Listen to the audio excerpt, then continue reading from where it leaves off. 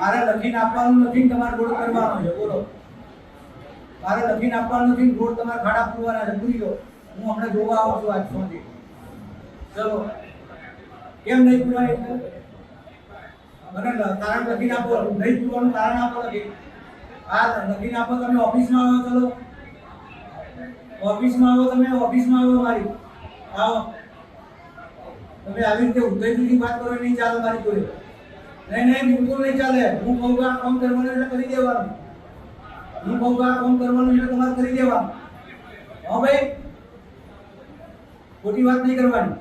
ધારાસભ્ય અને અધિકારી વચ્ચેની આ વાતચીત અને વાતચીત એવી કે જેમાં ધારાસભ્ય અધિકારીને કહી રહ્યા છે કે રોડ તાત્કાલિક બનાવો, હું હમણાં જોવા આવું છું, અને અધિકારી જવાબ આપી દે છે કે એવી રીતના રોડ નહીં બને.